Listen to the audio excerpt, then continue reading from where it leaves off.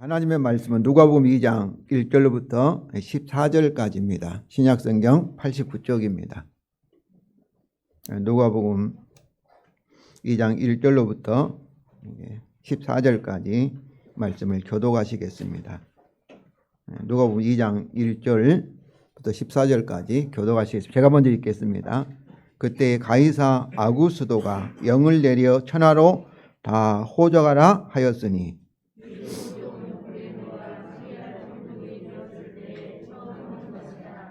모든 사람이 호적하러 각각 고향으로 돌아가매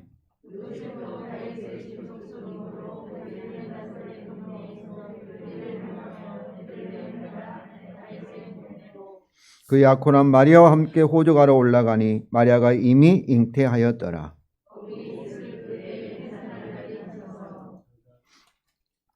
첫 아들을 낳아 강보로 싸서 구유에 누웠으니 이는 여관에 있을 곳이 없음이로라.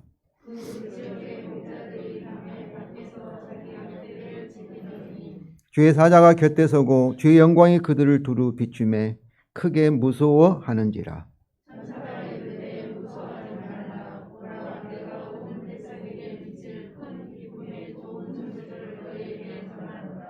오늘 다윗의 동네에 너희를 위하여 구주가 나셨으니 곧 그리스도 주시니라.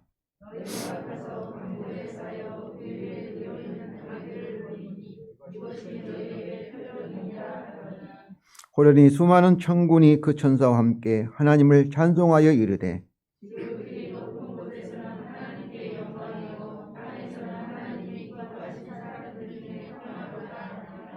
아멘. 우리가 크리스마스 하는데 크리스는 크라이스트, 그리스도를 위한, 마스는 미사란 뜻입니다. 그 그리스도를 위해서 예배를 드리는 날이 곧 성탄절인 것이지요. 지난주일에 우리 김 목사님께서 요한복음 1장 1절부터 14절을 가지고 말씀이 육신이 되어 우리 가운데 거하는 날을 감사 찬송하는 절기에 성탄절을 성육신절이라고도 할 수 있습니다. 우리는 하나님 복음을 가지고 성탄절을 준비하여 왔습니다. 하나님의 복음은 하나님께서 성육신하신 자기 아들 예수 그리스도를 통해서 우리를 구원하시고 그리고 통치하신다는 것이 하나님의 복음이고, 그래서 이 복음을 천국 복음 그리고 하나님 나라의 복음이라 이렇게 하고 있습니다. 그래서 하나님의 복음은 하나님께서 자기 아들을 통하여서 우리를 구원하시기 때문에 예수 그리스도의 역사적인 사실들 그리고 그 사건들에 대한 해석이 곧 복음이 하나님 복음으로 구성되어 있습니다. 그러므로 성탄절에도 가장 우리에게 중요한 것은 하나님 복음을 더욱 깊이 알고 그것을 믿고 그것에 근거해서 우리가 소망하고 그리고 즐거워하고 이 놀라운 복음을 세상 사람들에게 전하는 것이 아주 중요합니다. 왜냐하면 예수님의 탄생 소식은 하나님의 가장 기쁜 소식이고 모든 사람에게 전해야 할 구원의 소식이기 때문에 그렇습니다. 우리는 오늘 본문을 통해서 예수님의 탄생의 의미, 즉 그의 복음을 더욱 깊이 알고 확실하게 믿으며 그리고 온 세상에 전하기를 원합니다. 오늘 본문은 그때라는 이 지시 대명사로 시작하고 있습니다. 그때라는 것은 1장에 있는 사건들, 아기를 낳을 수 없었던 엘리사벳에게 이 세례 요한이 잉태되었던 것, 또 처녀 마리아에게 가브리엘 천사가 와서 아기가 잉태할 거란 수태고지, 그 마리아 창가, 세례 요한의 탄생과 그의 아버지인 사가랴 찬송들의 나르 때를 가리킵니다. 이것은 오늘 본문의 예수님의 탄생에 대하여 이런 사건들과 관련되어서 읽어야 한다는 것을 암시합니다. 그러므로 오늘 본문을 살펴보기 전에 마리아 창가와 사가랴의 찬송을 간단하게 살펴보겠습니다. 먼저 마리아 창가는 1장 46절부터 45절에 있습니다. 여기서 마리아는 구원의 하나님을 찬송하는데 자기에게 아기가 잉태한 바로 그것에 대해서 하나님께 감사하고, 그리고 구약 성경을 인용하여서 하나님께서 자기가 잉태한 아기를 통해서 하실 일들에 대해서 참으로 이렇게 예언하고 찬송하고 있습니다. 먼저 1장 51절부터 53절입니다. 이 주보 제 설교문 가장 끝에 있습니다. 우리 다 같이 읽겠습니다. 그의 팔로 힘을 보이사 마음의 생각이 교만한 자를 흩으셨고 권세 있는 자를 그 위에 내리치셨으며 비천한 자를 높이셨고 줄이는 자를 좋은 것으로 배불리셨으며 부자는 빈손으로 보내셨도다. 여기에 있는 동사가 부정과거로 과거 이미 하나님이 이미 하신 것처럼 이렇게 표현되어 있는데, 원래는 하나님께서 탄생하신 예수 그리스도를 통해서 미래에 하실 일들을 말하고 있습니다. 그래서 이것을 우리는 예언적 부정과거형이라 이렇게 부릅니다. 이것은 하나님께서 과거에 일어난 사건은 반드시 일어난 사건이잖아요. 반드시 하나님께서 예수 그리스도를 통해서 우리를 위해서 이렇게 하실 것을 말하고 있습니다.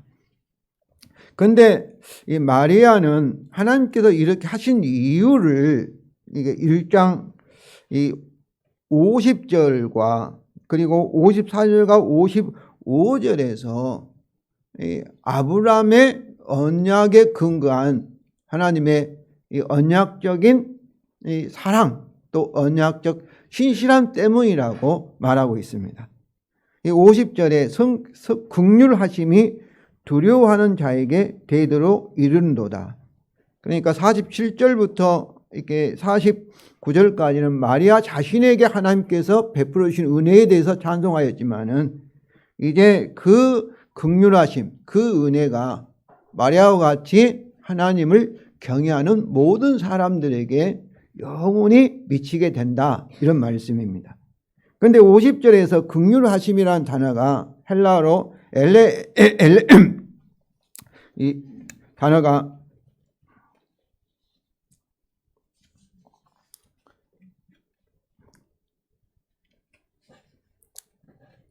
엘레오스인데, 이 단어가 원래는 히브리어로 헤세드라는 단어입니다.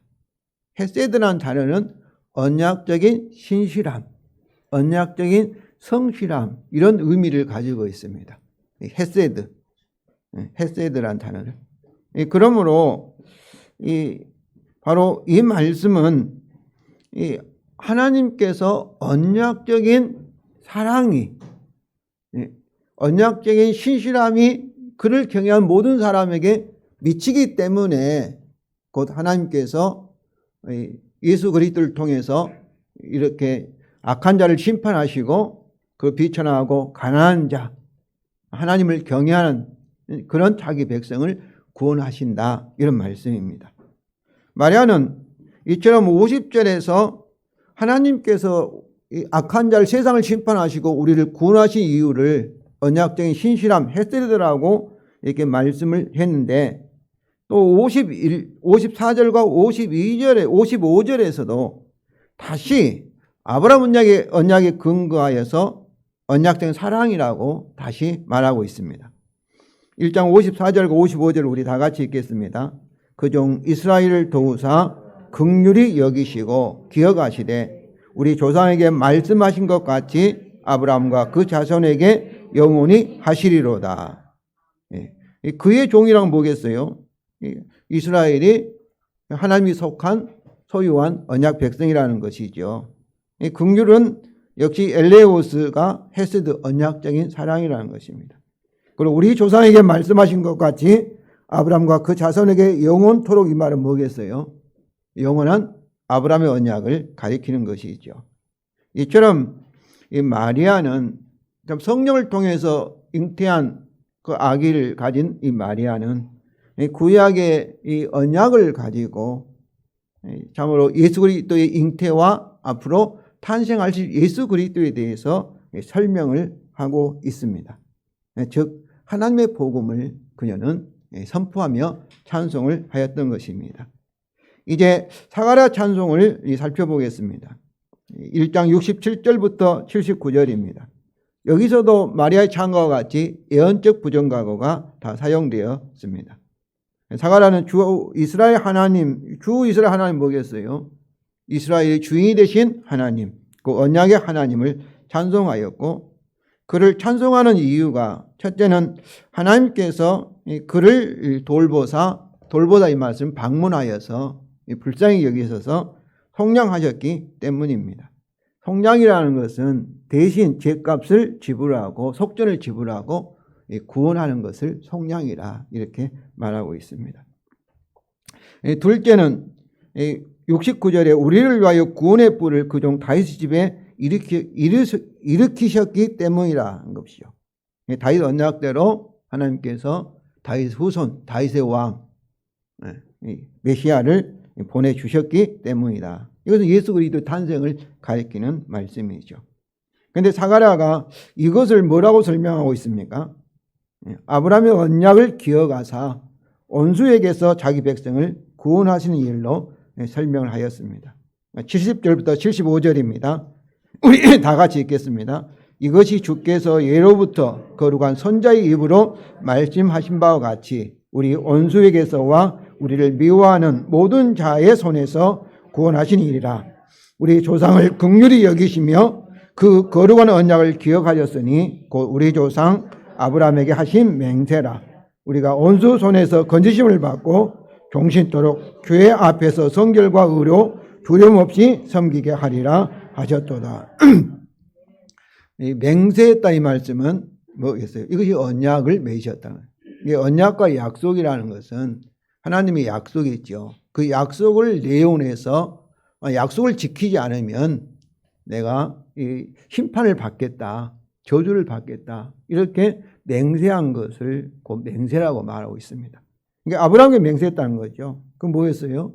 아브라함의 언약을 하나님이 지키시겠다 약속하셨다는 그런 말씀이죠. 이처럼 바로 예수님이 오시는 것은 갑자기 어느 날 우연히 오신 것이 아니고 구약에서 이렇게 약속하신 대로 아브라함 언약에 따라 또 다윗의 언약에 따라 또 많은 선지자들이 예언한 대로 참으로 때가 차면 하나님께서 자기 아들 예수 그리스도를 세상에 보내주신 것이죠. 그러면서 사가랴는 자기 아들 세례 요한의 사명을 76절 77절에서 주 앞에서 앞서가서 그 길을 예비하여 죄의 백성에게 그 죄사함으로 말미암은 구원을 알게 하는 것으로 그 구원을 전하는 것으로 이렇게 예언하면서 그 이유를 설명을 하였습니다. 1장 78절입니다. 우리 다 같이 읽겠습니다. 이는 우리 하나님의 긍휼로 인함이라. 우리 하나님의 긍휼 때문에 이렇게 하였다는 것이죠. 근데 여기서 긍휼은 이란 단어는 스플랑크나 엘레우스, 언약적 사랑의 마음. 이 엘레우스는 엘레오스의 소유격인데 지금까지는 긍휼을 말할 때는 엘레오스 하나만을 사용했습니다. 그런데 여기서는 엘레오스 앞에 스플랑크나가 붙어 있습니다. 이 스플랑크나는 원래 창자, 내장을 가리키고 또 히브리어 네엠의 음력인데 이거는 여인의 자궁, 엄마의 자궁, 아기를 품을 수 있는 그 자궁을 가리키는 그 단어입니다. 이것은 하나님의 언약적 사랑의 자리가 어디인가를 보여주고 있습니다. 자기 백성의 비천함과 가난함에 대한 하나님의 언약적 사랑은 헬라어로 하나님의 스플랑크나에서 나온다. 이 말은 하나님의 창자나 내장으로부터 나온다. 이런 말씀이죠. 우리가 부모가 자식들이 아파하고 보면 참으로 애간장을 녹는다 그런 말을 쓰잖아요. 그런 부모의 마음 같이 우리의 가장 깊은 속에서 나온다 이런 말씀이죠. 히브리어는 내음으로부터 나온다. 하나님의 내음, 하나님의 자궁. 아기를 품고 있는 그 여인의 아기에 대한 그 마음으로부터, 마음과 같이 참으로 자기 죄로 인해서 저주 가운데 신음하고 주어가는 그런 우리를 보면서 하나님께서 어떤 거예요? 우리가 아플 때 같이 아파하고 우리가 슬플 때 같이 슬퍼하는 그런 하나님의 아버지의 고통으로부터 나온다, 이런 표현입니다. 이것은 비참하고 불쌍한 자기 백성에 대한 하나님의 고통과 진통을 가리키고 있습니다. 이사야서 42장 14절입니다. 내가 오랫동안 조용하며 잠잠하고 참았으나 내가 해산하는 여인같이 부르짖으리니 숨이 차서 심히 헐떡 일 것이라. 그렇습니다, 성도 여러분. 자기 아기를 위한 참으로 여인의 부르짖는 해산의 고통같이 비참하고 무능한 우리를 향한 하나님의 언약적인 신실함과 사랑과 긍휼의 고통이 곧 오늘날 성탄절이 있게 하신 것입니다. 하나님의 독생자이신 하나님을, 아들을 사람으로 성탄절에 보낸 유일한 이유가 바로 하나님의 언약적인 사랑, 이런 아픔, 긍휼인 것입니다. 그래서 1장 78절부터 79절입니다. 우리 다 같이 읽겠습니다. 이로써 도는 해가 위로부터 우리에게 임하여 어둠과 죽음의 그늘에 앉은 자에게 비치고 우리 발을 평강의 길로 인도하시리로다. 이 돕는 자, 이 말은 메시아이신 예수 그리스도를 가리키죠. 그래서 예수님은 우리에게 성탄절에 오셔서 임하여서 어둠과 죽음의 권세 아래에 있는 불쌍한 우리를 구원하사 영생과 평강의 길로 인도하신다는 것입니다. 네, 그렇습니다. 죄로 인하여 어둠과 죽음의 그늘에 앉아있는 우리를 위하여 예수님의 성탄이 있는 것입니다. 성도 여러분, 이처럼 사가랴도 마리아와 같이 성탄절에 탄생하실 예수님을 통한 하나님의 복음을 이렇게 찬송하며 이렇게 예언하고 선포한 것입니다. 이제 오늘 본문을 살펴보겠습니다. 첫째로 예수님은 다윗 동네에서 역사적으로 탄생하셨습니다. 하나님께서 다윗 동네의 예수님의 탄생을 위하여 천하로 다 호적하라는 도마 황제의 명령을 섭리하셨습니다. 1장 1절부터 5절입니다. 그때 가이사 아구스도가 영을 내려 천하로 다 호적하라 하였으니 모든 사람이 호적하려 각각 고향으로 돌아가매 요셉도 다윗 집 족속이므로 갈릴 나사렛 동네에서 유대를 향하여 베들레헴이라 하는 다윗의 동네로 그 약혼한 마리아와 함께 호적하러 올라가니 마리아가 이미 잉태하였더라. 여기 다윗 동네인 베들레헴은 다윗 언약에 따라 메시아 다윗의 후손이 태어나기로 예언된 곳입니다. 왜냐하면 미가서 5장 2절에 예언하고 있기 때문에 그렇습니다. 베들레헴 에브라다야 너는 유다 족속 중에 작을지라도 이스라엘을 다스릴 자가 내게서 내게로 나올 것이다. 그의 근본은 상고의 영혼에 있느니라. 그의 근본, 그의 뿌리, 그분이 진짜 누구인가 이 말씀이죠. 상고의 그리고 영혼의 이 말씀은 무슨 말씀이겠어요? 다윗 후손으로 오신 메시아는 세상을 창조하기 전에 영혼이 계신 하나님이었다. 하나님이시라는 것을 말하고 있습니다. 성도 여러분, 당시에는 여자가 세금을 내기 위해서 호적을 등록할 필요가 없었습니다. 그러므로 이 만삭이 된 마리아가 약혼한 요셉을 따라서 베들레헴으로까지 올라갈 필요가 없었습니다. 그런데 요셉이 약혼한 마리아와 함께 베들레헴으로 간 이유는 호적하러 간 것이 아닙니다. 오직 다윗의 언약의 메시아이신 예수님이 어디에 태어나기 위해서요? 다윗의 동네에 탄생하기 위해서인 겁니다. 미가서 5장 2절의 예언의 말씀대로 태어나기 위해서.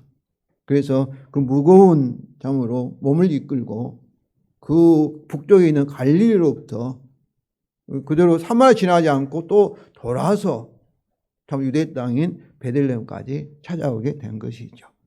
6절과 7절입니다. 거기 있을 그때에 해산의 날이 차서 첫 아들을 낳아 강보에 쌓아서 구유에 누였으니 이는 여관이 있을 곳이 없음이로다.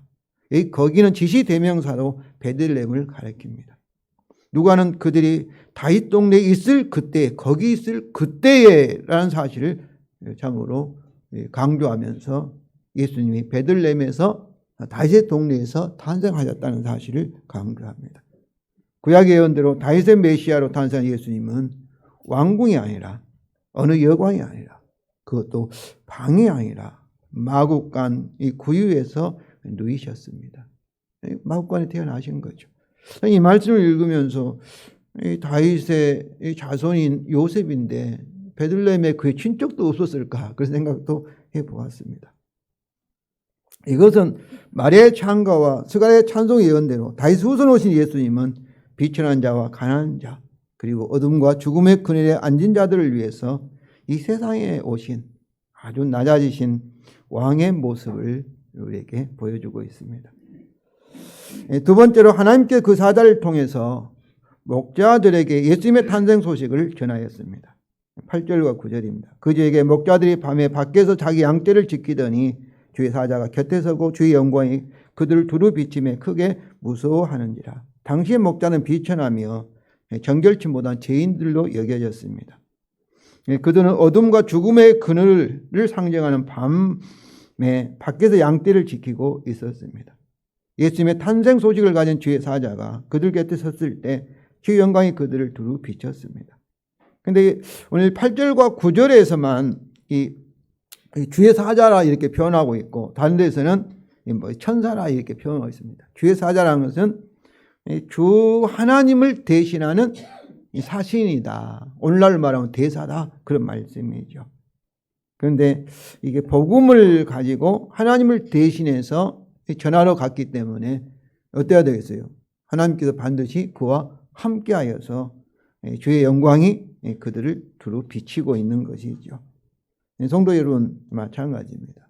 우리가 복음을 가지고 전할 때는 반드시 하나님께 성령을 통해서 우리와 함께 하신다는 사실을 아시기 바랍니다. 왜냐하면 이 복음을 전파하는 일은 우리 일이 아니라 1차적으로 하나님의 성교, 미시오 데이이기 때문에 그렇습니다. 천사가 두려워하는 목자들에게 두려워하지 말라 하면서 그 이유를 말합니다. 10절로 다 같이 읽겠습니다. 천사가 이르되 무서워하지 말라. 왜냐하면 보라 내가 온 백성에 미칠 큰 기쁨의 좋은 소식을 너희에게 전하노라.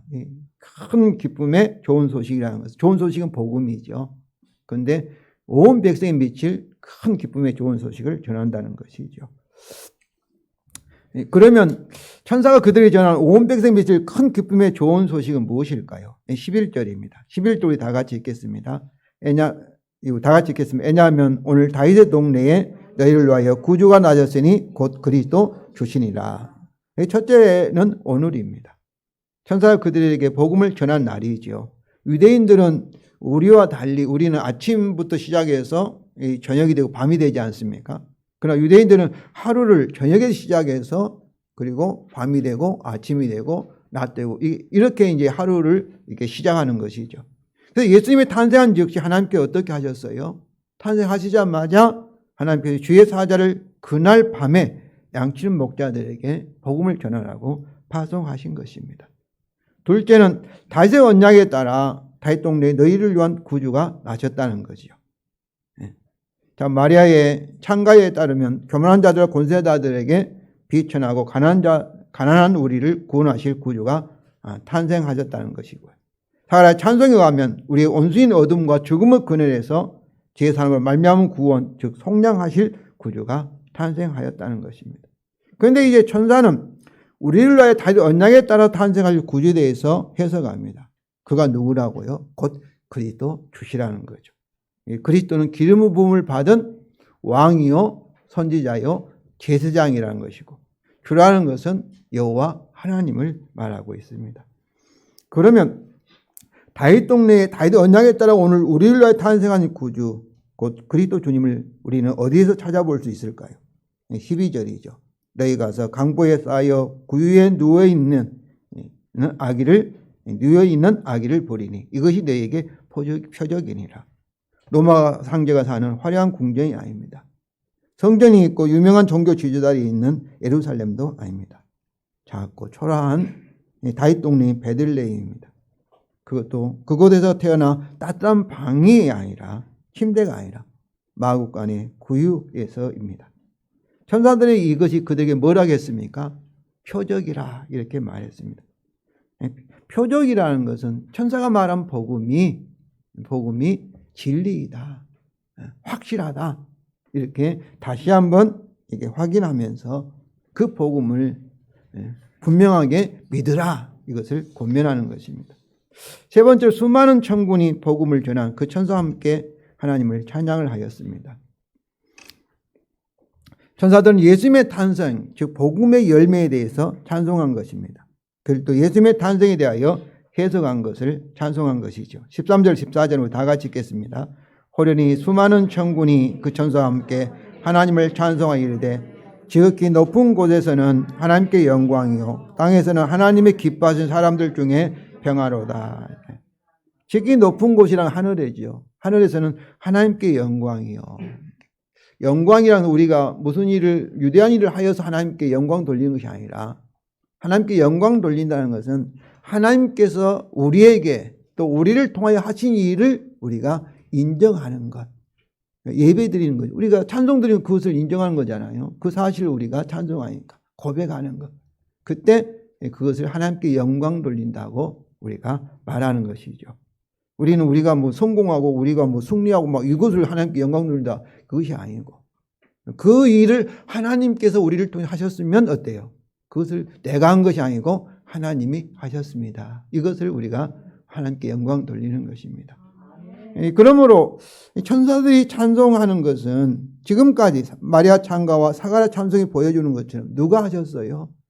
하나님께서 하셨고 예수님을 성령을 통해서 처녀 마리아에게 잉태하게 하셨고 태어나게 하셨고 모든 것을 그리고 앞으로도 예수 그리스도를 통해서 하나님이 심판하시고 구원하실 것이죠. 그래서 하나님께 영광을 돌린다는 것입니다.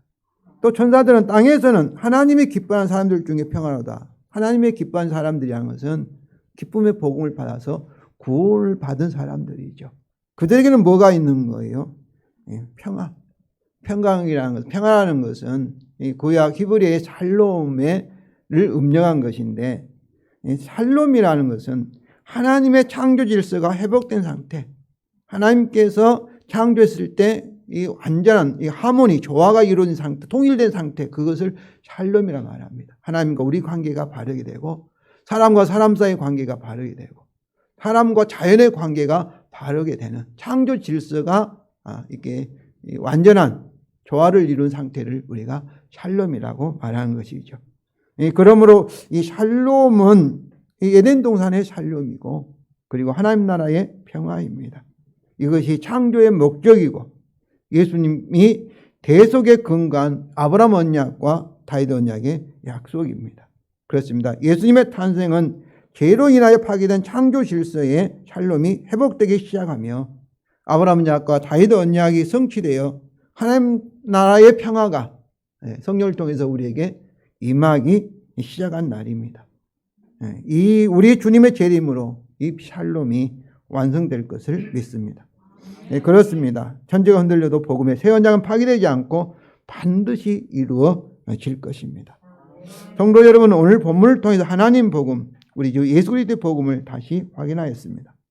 아무리 비참하며 고통스러운 형편과 처지라도 우리 참으로 뇌절증 쓰러지셔서 우리 김삼 집사님 벌써 이제 1년 가까이 이제 거의 9개월, 10개월 되는데 그런 상태에 있는 우리 김삼 집사님 할지라도 또 교회에 나오고 싶지만은 참 몸이 불편 나오지 못하는 우리 이성자, 우리 권사님 이런 분들 또 우리 안영자 권사님 같은 분들 또 그 외에 우리가 많은 이 세상에서 고통당하며 아파하며 또 외로워하며 우리 사람은 이렇게 참 동감하고 서로 이렇게 소통한다는 것이 정말 어려운 그런 참으로 것을 경험하고 있습니다.